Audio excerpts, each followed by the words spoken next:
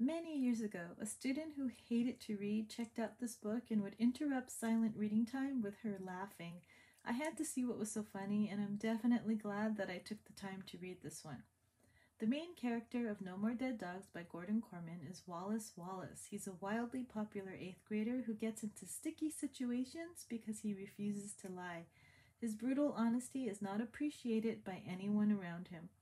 After he writes a terrible review of his teacher's favorite book, he ends up having to serve detention attending rehearsals for the school play. His football team is disappointed that he misses practices, but he makes a new bunch of quirky friends in the drama club. This is a quick, fun read with hilarious characters and a bit of romance. Its level is 4.5 and it's 5 AR points. Here's an excerpt from the beginning of the book. You can hear Wallace Wallace. He's talking about how his dad was a liar who could not control himself. They're now divorced, his mom and dad, but his dad was such a pathological liar that this is why he's the way he is. But even though I didn't really understand what was going on, I guess it percolated down to me somehow. The more Dad lied, the more I told the truth. My earliest memory is of my mother complaining that the laundry had shrunk her new pants. "Your pants didn't get smaller, Mommy," I assured her. "Your butt got bigger."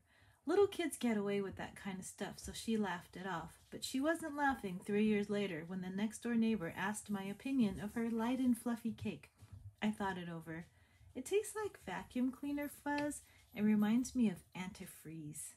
"Wally, how could you say such a thing?" my mother wailed when we got home.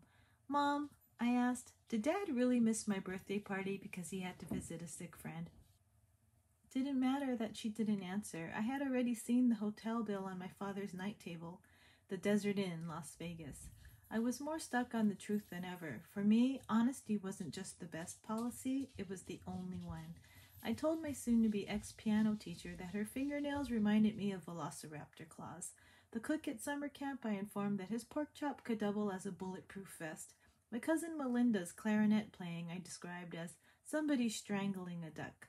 "Must you be so, colorful?" my mother moaned. "When it's the truth," I said firmly. I found Wallace to be an extremely likable character. He will end up being accused of trying to sabotage the school play, but he actually ends up giving suggestions that turn it into an exciting, action-packed rock musical. If you like to laugh, give this book a chance.